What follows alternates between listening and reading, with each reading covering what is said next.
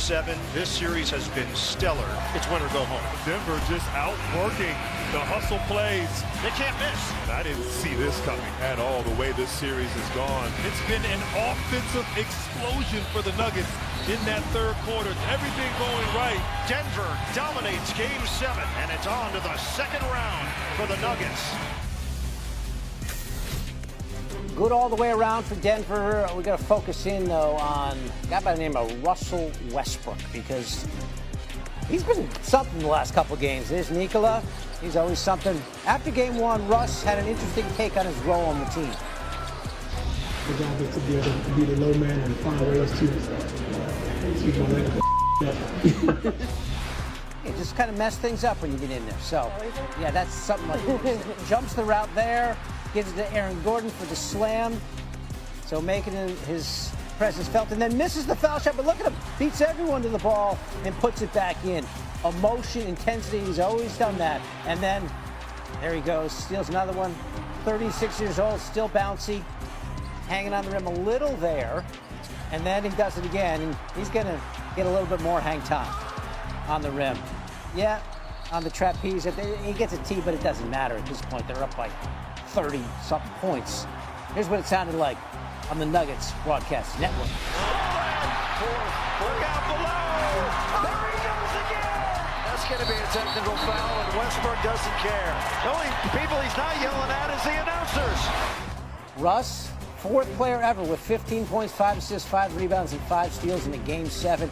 Here he is, reiterating his role.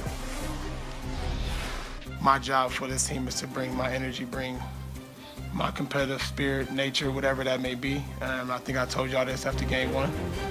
Excuse my language for my kids at home, but to go in and it up. And that's what I did. ESPN NBA insider and senior writer Ramona Shelburne joins us now. And Ramona, the Nuggets ownership, they made that decision to fire Mike Malone 79 games into the season. They replaced him with David Adelman, and now they're on to the second round after cruising past the Clippers tonight. So what did that coaching change do for this team? You know, I was talking to a Nuggets executive before the game, and he said, I don't think we're here in this Game 7 if we don't make that change.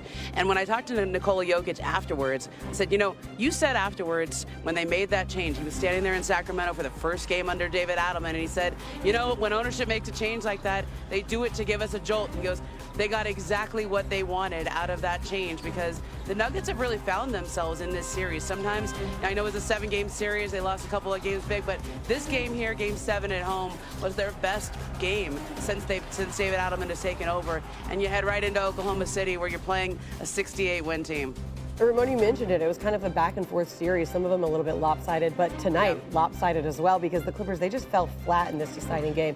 How was Kawhi Leonard responding to such a disappointing end of the season for his team? Well, listen, Kawhi said at the beginning of the year his goal was to make it to the end of the year healthy.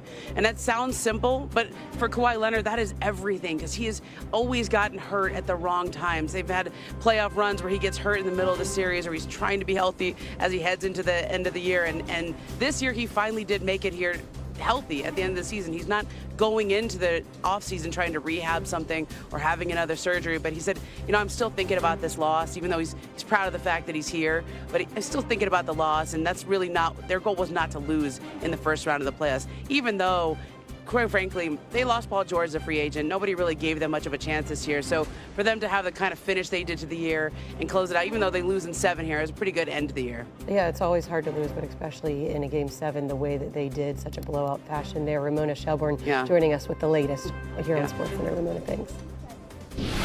The baseball. With James Harden, these Game 7s, Q and Ocho, but it didn't go well. He's now lost Game 7 with 4 different teams. Tonight, he was 2 of 8 for 7 points. With Philly, he lost to the Celtics, going 3 of 11, 9 points in 41 minutes. With Brooklyn, he lost to the Bucks, going 5 of 17, 29%. And with Houston, he lost to the Warriors, going 12 of 29. He did have 32 points, but it took him 29 shots to get it. I didn't think he was nearly aggressive tonight as he was in Game 6, Q. And it showed. What was he, 2 of 8, 1 of 4, 2 of 2 from the free throw line? He did have 13 assists, but they needed a Herculean effort. They needed him and Kawhi to play like they played in Game 6 in order to get them over the hump on the road in Game 7, and that didn't happen. What did you see that said, you know what, the Clippers just not where I think they should be right now? Q. Man, for me, I think they just got blitzed tonight. I think, like you pointed out Harden's numbers, but I mean, he did have 13 assists, and this could have been like, if this was a competitive game, his numbers could have gone up, but obviously we know, like you said, it was a blowout early on, and Joker didn't even go crazy. It was like the other guys, the supplemental guys, really came out, applied the pressure, their tempo was up. The Clippers were flat, surprisingly, for a Game 7. They were flat. It looked like they didn't have it early on, and Denver mashed the gas and literally they just blew them out. They looked good in the first quarter. They outscored. They had a 5-point lead heading into the second, and then Denver goes on and wins that quarter 37-21. And then they open the third on a 17-3 run, get it up to 17-3, and then get it up to 24-4, and they never look back from there. So between the second quarter and third quarter, the Nuggets outscored them 72-40. Mm-hmm. From down 5 to start at the end of the first, now you go to the fourth and you're down 27. Yeah. And it didn't look good. I agree with you, Q. You look at Aaron Gordon, played sensational. He's been playing sensational. Because even when Joker, there was one game he had a 14-point triple-double, and they blew the doors out of him. But you get six players in double figures. Russ off the bench again, an excellent night. Hey, 27 minutes, 5 of 9. Shout out to Brody. Yeah, man, he played well. Christian Brown, 21 points. Jamal Murray, 16. Yoke, 16, 10, and 8. Michael Porter Jr. sighting tonight, 15. And Aaron Gordon. Aaron Gordon's been doing a great job. He gets on the glass. He's scoring. He's doing a heck of a job on Kawhi Leonard. He's making Kawhi's hitting some shots, but he's making tough shots. And you live with that. If I can make you make them tough shots, them spinning fadeaways and all that, hey, coach, he made a great play on me, but I'm right there with him. Yeah. Ocho, you watched this game from the Nuggets standpoint. What did you like about what you saw from the Nuggets tonight? I mean, listen, I watched it from start to finish. The Nuggets dominated in every aspect of the game, from the start to finish. The Nuggets, they were shooting 52% from the field.